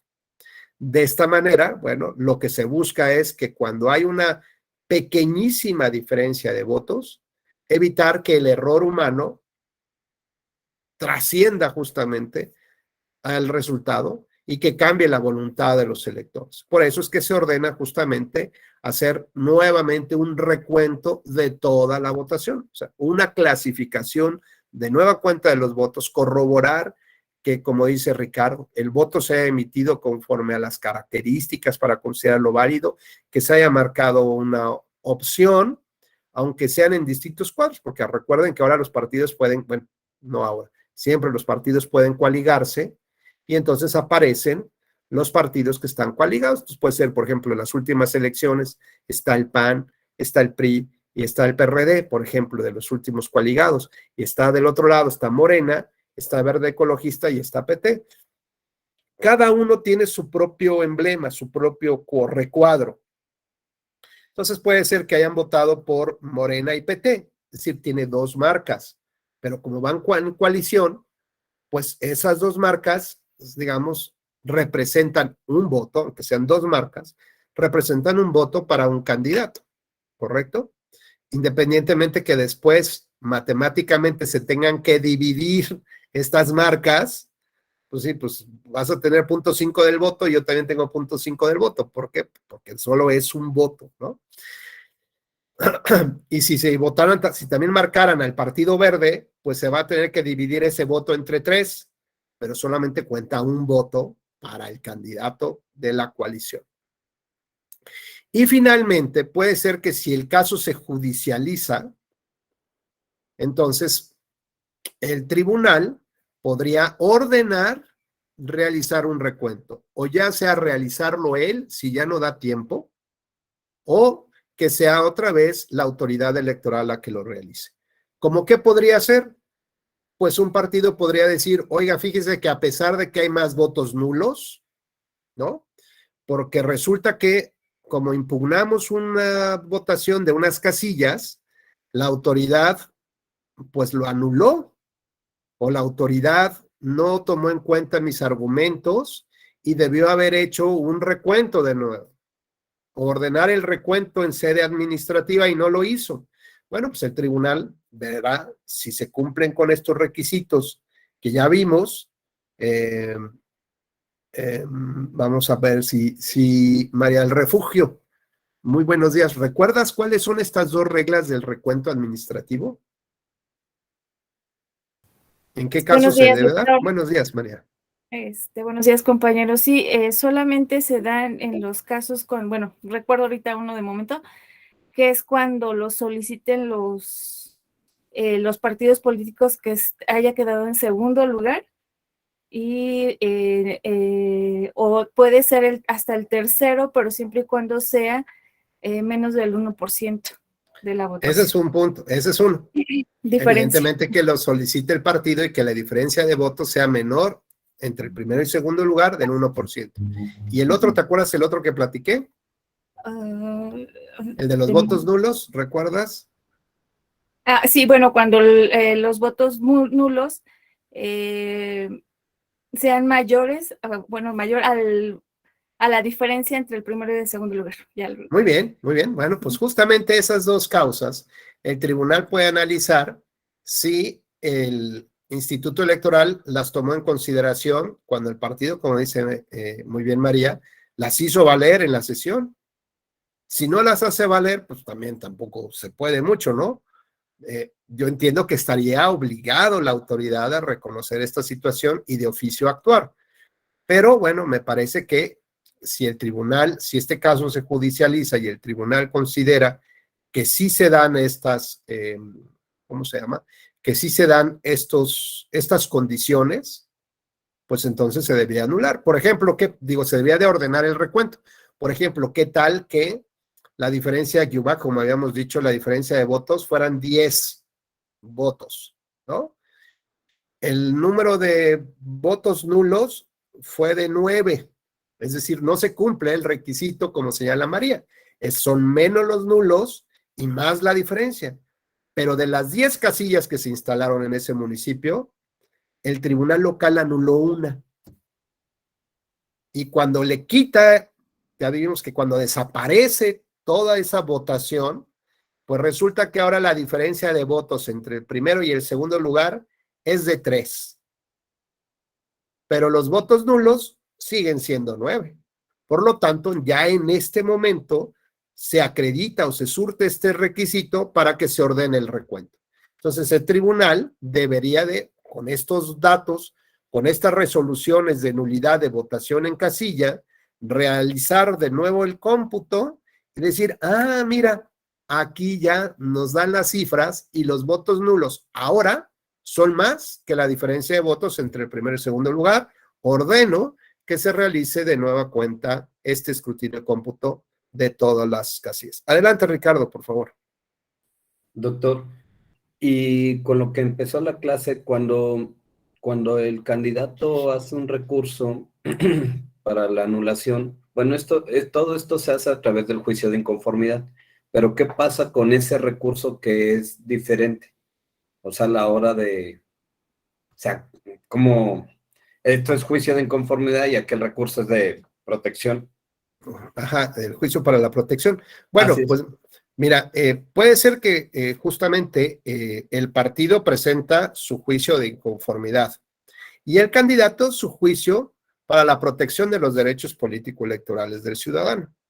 Vamos a pensar que son del mismo equipo, ¿no? Digamos, el que dice María Eugenia, el segundo y el tercer lugar, el partido del segundo y candidato del segundo lugar presentan estos dos medios de impugnación. Y el candidato en tercer lugar, solo el candidato, presenta también un juicio para la protección de los derechos político-electorales del ciudadano, cada quien impugnando lo que considera que le afecta. Y evidentemente, pues van a impugnar no en las partes donde ellos ganan, ¿no? Sino donde ellos salieron perjudicados. Así que puede ser, fíjate bien, por un lado, que el tribunal anule del partido y candidato que quedaron en segundo lugar, de las 3 casillas que impugnaron, anula una, ¿no? Pues, y allá reacomoda los resultados y dice, pues fíjate que ahora sí, entre el primero y segundo lugar, en lugar de 10 votos, ahora quedó en 3, pero sigue ganando al que se le entregó la constancia de mayoría. Pero luego entra a estudiar el segundo caso, y en el segundo caso anulan otra casilla más. Entonces, en lugar de 3, ahora la diferencia es de 1, porque eliminaron los votos y solo quedó 1. Y en el tercer lugar, digamos, otro más que presenta, ¿sabes quién fue, Ricardo? El que ganó. Entonces, a Chihuahua, ¿cómo va a ser posible que el que gana una elección va a impugnar su elección? Pues, por estrategia, si sabe que los otros presentaron una impugnación y que le van a bajar probablemente sus votos, pues él presenta una impugnación para pelear donde los otros ganaron para que pueda a lo mejor otra vez nivelar el resultado. Entonces, por aquí baja, pero igual y por aquí sube y mantengo el triunfo. Entonces, esto se hace de manera en conjunto, se estudia todo en una misma resolución. O es muy probable que el tribunal, que tiene facultades para ello, acumule todas las demandas en una sola resolución, pues para que haya congruencia y integridad, ¿no? Completa del sentido de lo que se está haciendo. Y entonces ya al final tenga una resolución tal cual. Entonces, no sé si... Sí. Perdón, ¿sí acumula el juicio de inconformidad con el de protección? Así es correcto. Okay. Normalmente se acumulan, digamos, hay también reglas procesales. Se acumulan, digamos, al más antiguo, al primero que se presentó, y ahí van todos. O bien se puede pensar que se acumulan los juicios de inconformidad que presentan los partidos políticos, se acumulan al juicio ciudadano, porque, digamos, el juicio ciudadano tiene más posibilidades de que la autoridad supla las deficiencias, ¿no? Entonces, digamos, es como una puerta más amplia. Y entonces, pues las otras, si yo llevo el juicio ciudadano al juicio de inconformidad, las puertas se cierran un poquito. Mientras que sea ciudadano, el juicio ciudadano, se abren más las posibilidades de que pudieran suplirse las deficiencias en la expresión de los agravios o en la manera de plantear el caso, ¿no? Como tal. Pero es correcto, sí. Muchas gracias. Gracias, Ricardo.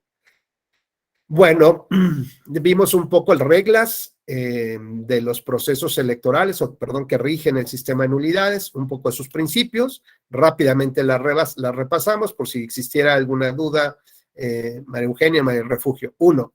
Así como en materia penal, debe estar establecida la causa en la ley. Si no, oye, es que mira que aquí bajaron, unos marcianos abdujeron al presidente de la casilla. Eso no está establecido en la ley, pues ni modo.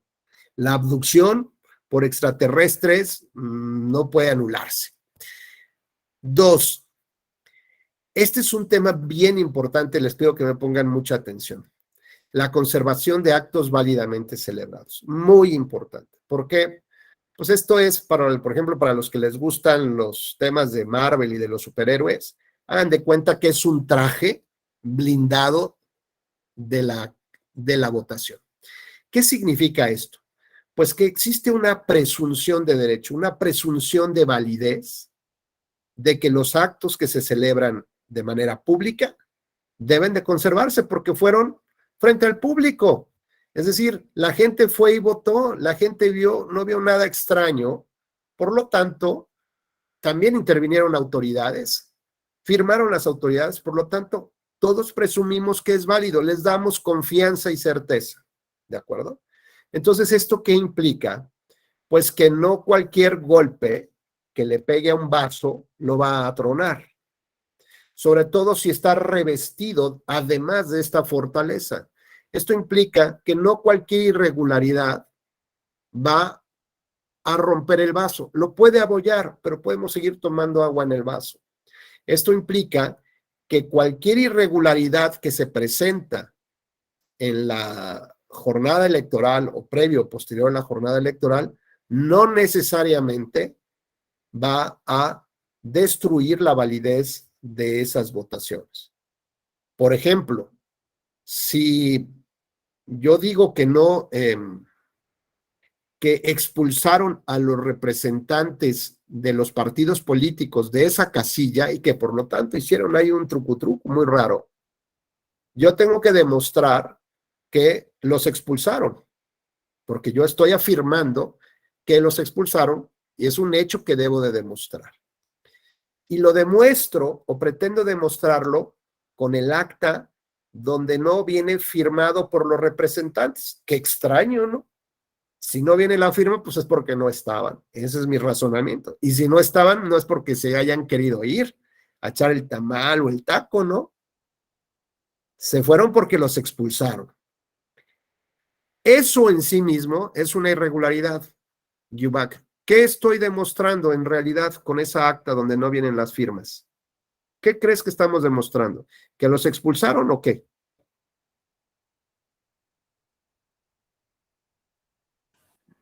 Doctor, que por alguna cuestión pues fueron excluidos de esa acta, ¿no? Cometieron algún acto ilícito. Fíjate bien, si no aparece, imagínate, Yuba, que tú tienes que firmar un documento, ¿no? Y no aparece tu firma, fuiste a sustentar un examen, el examen final del diplomado, y te pide el requisito que firmes al final electrónicamente, y no firmas. ¿Significa que fuiste expulsado? ¿Que no tuviste acceso al examen? ¿Que fuiste expulsado? ¿Que cometiste una irregularidad? ¿Que vino la policía? ¿Que te abdujeron los extraterrestres? ¿Cualquiera de esas hipótesis se demuestra? Pues debería demostrarse en una hoja de incidentes, ¿no, doctor? Ajá, pero no estamos hablando de la hoja de incidentes. Tenemos una hoja, tu examen, Yubac, que no está firmado. Tu examen no está firmado. La pregunta es, ¿se demuestra la conclusión de que vinieron extraterrestres por ti? No. ¿No? ¿Que vinieron policías por ti? ¿Que el maestro o el del sistema de la escuela te expulsó del sistema? Tampoco. ¿Se demuestra? No.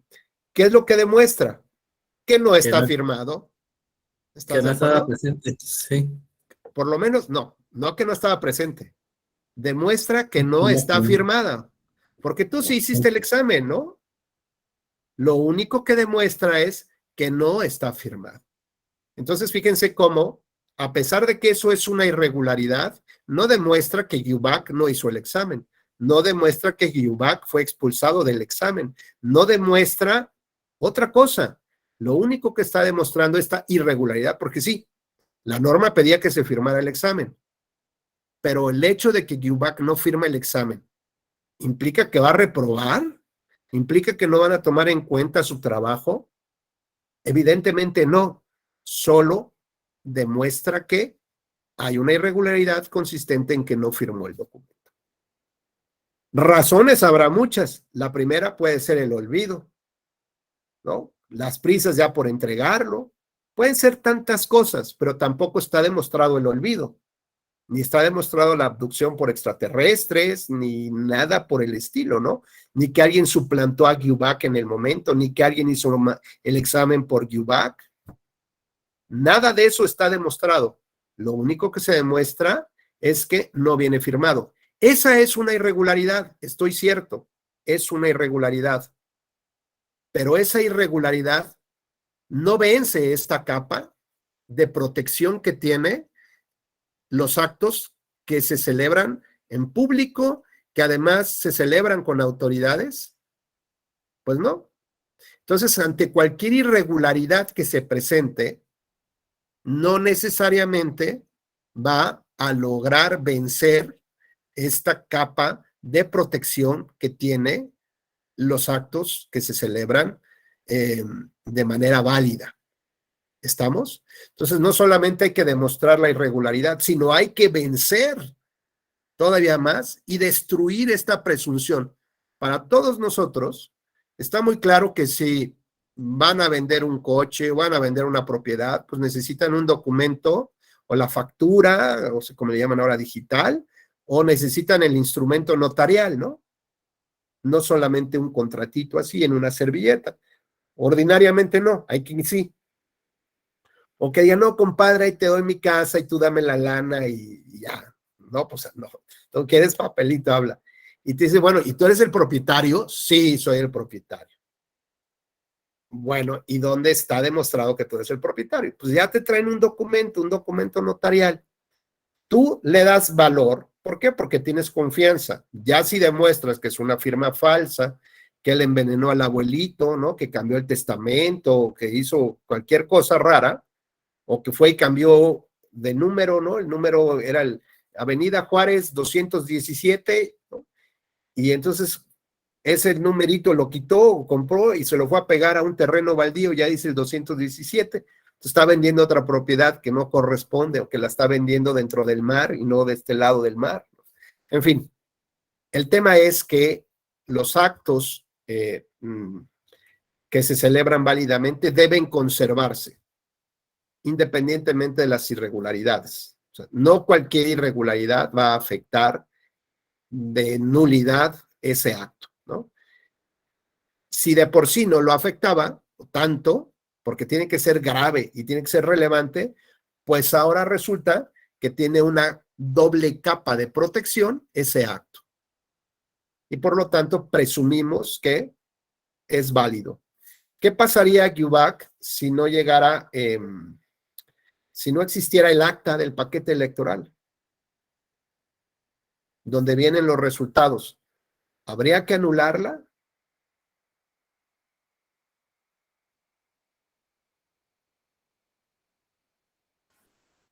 No tengo una respuesta, doctor. Ahora, aguante lo que dijimos. Una vez que se concluye el escrutinio y cómputo de los votos, se cierra el paquetito, se envía al consejo. Llega al consejo y el consejo dice, la casilla 224 básica, estos son los resultados, y los guarda. Casilla 225 contigua, no tiene acta, y los guarda. La pregunta es, ¿se anula? No. ¿Por qué no? Porque hay un acto válidamente celebrado adentro de ese paquete electoral, los ciudadanos votaron. Entonces, de entrada, no lo anula. Ya el siguiente miércoles abrirá el paquete electoral, verá que no existe el acta tampoco por dentro y realizará un nuevo escrutinio y cómputo de los votos. No de entrada lo anula. ¿Por qué? Porque lo que intenta es conservar los actos. Entonces, digamos que la tendencia para todos nosotros es que se conserven esos actos, independientemente de las irregularidades que se presenten. ¿De acuerdo? Muy bien. Bueno, pues ya vimos que las conductas deben ser consideradas como graves y tan son graves que están en la ley, ¿no? Pero además deben ser relevantes para cambiar el resultado o cambiar la conducción del proceso electoral. Y hay otras conductas que son gravísimas, que así lo considero yo porque están a nivel de la Constitución, no solamente en la ley. Y con eso es un mensaje clarísimo de dónde están las mayores preocupaciones para la sociedad de lo que afecta a la democracia. Pueden ser conductas generalizadas, sí, para afectar la nulidad o para que se declare la nulidad de una elección, pues tienen que ser conductas que impacten, ¿no? Como tal. Nadie puede aprovecharse de su propio dolo. Esto implica que un partido no puede decir, mira aquí, que en esta casilla normalmente voy a perder, pues aquí vamos a traer a unos bandoleros para que hagan un desastre, ¿no? Y a final de cuentas, pues las voy a anular. ¿Por qué? Pues porque eso me va a beneficiar, va a ganar el otro, yo aquí pierdo, pues entonces que en el tribunal la anule. Pero si se demuestra que él organizó este tema, pues no le va a poder beneficiarlo, ¿no? Digamos, son cosas que son reglas, pero que pocas veces la vemos en realidad en un caso ya concreto. La potestad de anulación de oficio, bueno, pues si la autoridad, por ejemplo, está estudiando la casilla 24 básica, porque así lo pidió el demandante, pero se da cuenta que se refiere a la 24 contigua, pues no le va a decir, no, fíjate, como me dijiste la básica, pues no, pero resulta que todos los datos que me estás arrojando, que me traes, pues tienen que ver con la contigua. Por lo tanto, puedo suplir este error en la expresión de tu agravio y considerarlo hacia esta casilla. O bien, me puedo dar cuenta que del número de casillas que tú estás impugnando, acredita, en todo caso, la nulidad de una elección. Cuando las casillas en lo individual llegan a un porcentaje de nulidades, entonces se configura una causa, que lo vamos a ver más adelante, por un porcentaje específico, entonces se puede anular la elección. Es decir, no necesariamente tenías que pedirla, que eso sería a petición de parte, sino la autoridad de oficio, al advertir que está anulando un porcentaje importante de casillas, en automático puede anular la elección, porque así está previsto en la propia ley. Ante todo, pues bueno, sabemos que se tienen que respetar los principios constitucionales y legales porque vivimos en un estado constitucional de derecho y democrático, ¿no? Y hay otro tema muy relevante que tiene que ver, Gema, con la definitividad y la preclusión. ¿Esto qué significa? Que la incertidumbre de una elección no puede permanecer en el tiempo. Hay que ponerle punto final al tema. Y la manera como se le pone punto final a un cuestionamiento es o presentas un medio de impugnación o ya te quedas callado. Y entonces la definitividad nos dice que es cerrar etapas, cerrar ciclos, cerrar puertas. Y entonces cada etapa del proceso electoral, justamente etapa, es como subir un escalón. Subes el escalón y ya no regresas a ese escalón, vas hacia adelante. Entonces las etapas del proceso electoral, como ustedes saben, es la etapa de preparación de la jornada electoral. Y se cierra cuando empieza la jornada electoral, que es la de jornada electoral, recepción de la votación, escrutinio, cómputo y resultado de los votos. Y luego la siguiente etapa, siguiente escalón, es la declaración de validez y entrega de la constancia de ganador al que resultó electo. Y ya después de eso vendrán los medios de impugnación. ¿Esto qué significa? Que si yo cierro la etapa de preparación de la elección, ya no puedo regresar a analizar cosas que pasaron ahí. Si yo cierro la etapa de la jornada electoral, escrutinio y cómputo, ya no podría regresar a esa etapa, a revivir esa etapa, que vuelva a surgir. No, pues tendría que declarar en todo caso nula una elección y que se vuelva a repetir la elección. Pero no puedo decir, no, a ver, vamos a declarar un suspenso. No, a ver, la votación, vamos a suspenderla a las 3, se suspendió a 3 de la tarde, vamos a continuarla como si fuera un partido, ya saben, de fútbol, que se suspende por unos minutos y luego se vuelve a jugar esos 10 o 15 minutos que faltaban. Y la preclusión, Gema, tiene que ver con el ejercicio de la acción. Es decir, si un candidato o un partido político no impugna, aunque sea el fraude más grande de la historia. Si los partidos políticos se ponen de acuerdo o alguien presenta tarde su medio de impugnación, significa que el derecho a presentar, el derecho a impugnar, a ejercer una acción, concluye y se acabó. Esto implica que cuando el candidato se convierte en autoridad, porque ya tomó posesión de su encargo, o porque ya se instaló el órgano como la Cámara de Diputados, ya no hay manera de volver a revisar el proceso electoral. Ya nos quedamos con ese cuate. Aun cuando haya sido ilegal, ya no hay manera judicialmente de entrarle otra vez. ¿Por qué? Por este principio de definitividad. Y además, si no se impugnó, pues peor, precluyó el derecho que tienen los partidos y candidatos a cuestionar. ¿Esto qué implica? Que los ciudadanos no tenemos acceso directo, ¿no?, para impugnar una elección, los resultados de una elección. Solamente los partidos y los candidatos. ¿Hasta ahí vamos bien? ¿Cómo ves, Gemma? ¿Sí? Adelante, adelante, Joel, por favor. Gracias, doctor. ¿Me escucha? Sí, adelante. Ok, gracias. Una pregunta. A mí me surge una duda nada más en cuanto a es lo de conductas generalizadas. ¿Nos podría ejemplificar, si es usted tan amable?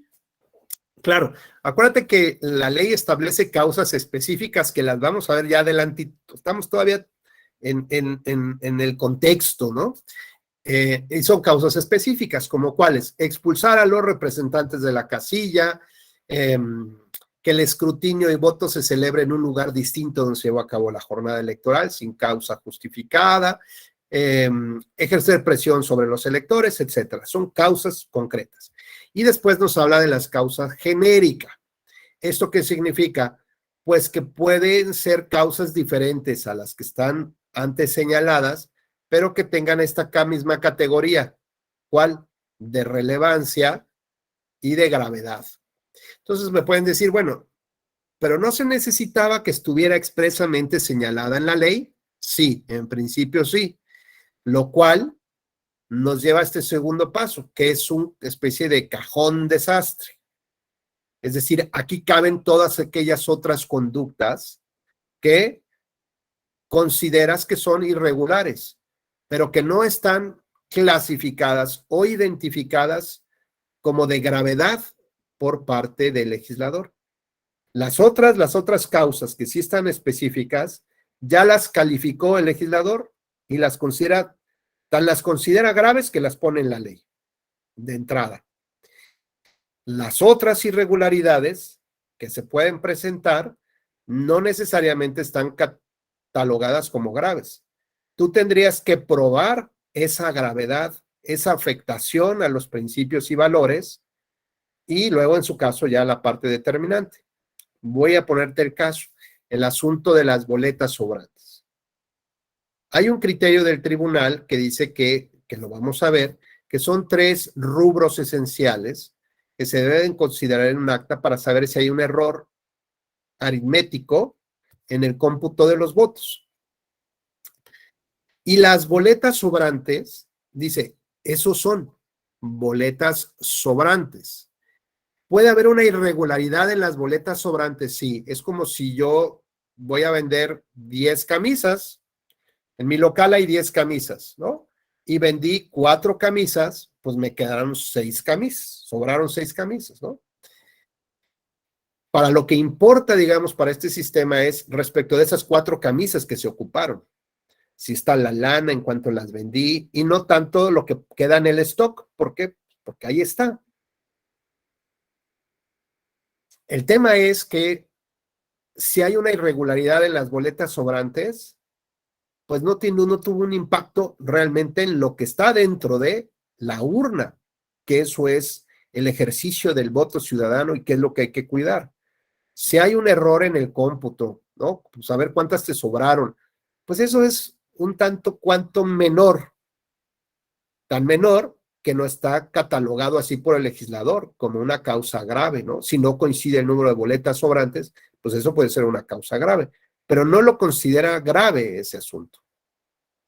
Sin embargo, podemos considerar que hay una irregularidad. Ahora, no todas las irregularidades tienen este carácter de gravedad. Puede ser una irregularidad menor, ¿no? Decir, bueno, híjole, pues es que no me dijo cuánto sacó cuánto sacó en el examen, ¿no? Mi chavo no me dijo cuánto sacó en el examen. Pues sí, es una irregularidad. Pero además fue un examen sorpresa. Tampoco pasa nada. Y yo me lo llevé de vacaciones o estuve enfermo. Bueno, pues no me quiso decir. Pues una irregularidad. Pero tú puedes considerarse una irregularidad levísima, leve, mediana, grave o gravísima, ¿no? Hay una gran calificación de las conductas. Entonces, aunque se demuestre que es una irregularidad, ahora tendríamos que demostrar ese impacto que tiene en los valores y principios. Y entonces, pues es una irregularidad en una casilla, pues menor, pues nadie le va a importar. ¿Por qué? Porque no tiene una trascendencia para la democracia. Ese pequeño error no pasa nada, es un error y se acabó, ¿no? Que a lo mejor puede subsanarse y tan. Pero si yo voy juntando una serie de irregularidades que se fueron presentando, que no están categorizadas por el legislador como graves, pero que sumadas me da una idea de una sistematicidad, por ejemplo, de una operación macabra, ¿no? Para lograr un objetivo determinado, pues entonces sí puedo estimar que hay algo más allá y que puedo demostrar eso. Como puede ser que antes del proceso electoral o antes de la jornada electoral, cierto tipo de autoridades empezaron a atacar a un candidato, que adicionalmente a eso se presentó este tipo de irregularidades menores que fueron como la presencia de gente en la casilla que fue a desordenar, ¿no? Pero además de eso, pues tenemos presencia del crimen organizado, pero además de eso tenemos pues que se pudo más o menos demostrar que hubo un poco de acarreo y que hubo compra de voto, ¿no? Entonces, aunque esas sean categorías ya especiales para el legislador, pero que sumadas con todas estas otras, como puede ser la intervención del clero, ¿no? La intervención, es decir, ya empiezas a hacer una suma de pequeñas cositas sobre las cuales construyes una historia, ¿no? Como lo hemos visto, ¿te acuerdas lo de las manos sucias? ¿No? Tienes pequeñas partecitas de la realidad y sobre ella vas construyendo toda una historia. Y esa historia concluye en algo más. Por ejemplo, brevemente platicaré sobre el tema del financiamiento paralelo de Amigos de Fox. Lo único que había eran 2 copias de 2 cheques que aparentemente pagaban algo de la campaña de Fox. De ahí se organiza toda una investigación y empiezan a ver pequeñas cositas como de dónde venía el dinero de esos cheques, si esos cheques existían, si esas cuentas existían, de dónde llegaba el dinero, cómo salía el dinero, una cuenta de una tarjeta American Express que pagaba la tintorería, el súper, y un templete, y ese templete, y luego ese dinero que venía de unas utilidades de una empresa en el extranjero, y que luego salía, y así, ¿no? Y entonces empiezas a ver toda una ingeniería, ya el mapa grande, ¿no? Si eran pequeñas irregularidades que por sí mismas no hubieran generado nada, no hubieran afectado tanto, ¿no? Se demostró que venía dinero del extranjero. ¿Cuánto? $10. Está mal, está prohibido eso. ¿Pero eso impacta? No. Bueno, oye, que se demostró que, mira, que el candidato fue a hacer campaña al extranjero. ¿Eso está prohibido? Sí. ¿Pero es una irregularidad grave? No, no está calificada así por el legislador. Pero si vas sumando las cositas, ¿no? Tal, pues vas demostrando que existió toda una ingeniería financiera para establecer un financiamiento paralelo al que tenía que fiscalizarse o al que tenía que transparentarse y rendir cuentas, y ahí va, y ahí va. Pero entonces ya tienes todo el mapeo general y dices, mira, todas estas conductas o irregularidades genéricas, es decir, las que no caben en lo específico, pueden demostrarte una operación mucho más grande. Pueden probarte una sistematicidad, una reiteración, ¿no? De esto, esto y esto y esto. Y finalmente, antes ya para concluir esta primer jornada, ver estos elementos de la relevancia, o que el tribunal lo conoció con el nombre de lo determinante o determinancia, ¿no? Eso implica que la gravedad, que la irregularidad que se presenta no solamente contravenga la ley y que actualice alguno de los supuestos en la norma, que sea grave, sino que además sea relevante para el resultado o para el desarrollo normal del proceso, lo cual implicaría de no haberse dado, los resultados hubieran sido otros o la manera como se dio el proceso hubiera sido otra, como tal. Bueno, pues ¿cuál es el elemento objetivo para ello? Para que el tribunal dijera sí afectó de manera relevante el resultado y estableció desde hace muchos años estos dos criterios, el criterio cuantitativo y cualitativo. El cuantitativo implicaría que las irregularidades las puedas traducir en votos irregulares, de alguna manera. Que se dieron 5 votos irregulares, bueno, pues esos 5 votos se los quito al que obtuvo el primer lugar y veo si hubo una modificación entre segundo y primero, las posiciones. Si sí, pues ahí hay un criterio objetivo. Es claro que lo que pudo haber pasado ahí realmente pudo haber afectado el resultado electoral. Pero hay veces que las irregularidades no se pueden traducir en votos viciados, sino que habría que hacer un análisis cualitativo, es decir, ¿no? La calidad de la afectación, la trascendencia que tuvo, la magnitud que tuvo en uno de los principios, como puede ser el tema de la equidad en la contienda. El principio de las autoridades tienen que respetar no solo la equidad, o sea, es decir, que tengan condiciones parejas los candidatos y partidos. La autoridad tiene la obligación de ser neutral, de no intervenir, de no beneficiar o afectar. Y bueno, pues resulta que ahí subió un tuit una autoridad y dijo, no voten por este chafa, este candidato, ¿no? Bueno, esa es una irregularidad, sí. ¿Está afectando el principio de neutralidad? Sí. ¿Qué tanto afectó? O sea, ya violó el principio de neutralidad, está claro. Ahora, ¿cuál es la magnitud de esa violación? ¿De qué manera trasciende y afecta a la contienda equitativa? Bueno, pues habría que analizarlo, ya como vimos con Joel. En el caso concreto, ver todas las pruebas que existen. Pues es que dices que fue un tuit, pero fíjate que ese tuit fue replicado el día previo a la jornada electoral y tuvo más de 3 millones de vistas. Se repitió el video tantas veces, lo retomó tales y cuales medios de comunicación, se hizo viral y además pedimos una pericial o no sé, alguna prueba ahí, no sé cómo se llamaría, que identificara los lugares en donde se aperturó ese video, ¿no? Las computadoras o la geolocalización, y resulta, pues que no fue en Dubái, ¿no? Fue justamente en esa comunidad.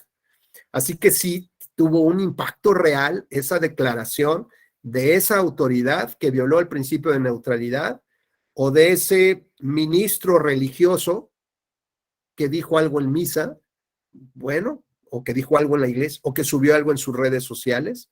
Oye, pero fíjate que sus redes sociales tiene 300 seguidores. Bueno, ¿eso te genera una gran magnitud? No, bueno, tiene que ser valoraciones subjetivas, a final de cuentas, pero demostrar la calidad de la violación, la trascendencia, la magnitud, el impacto.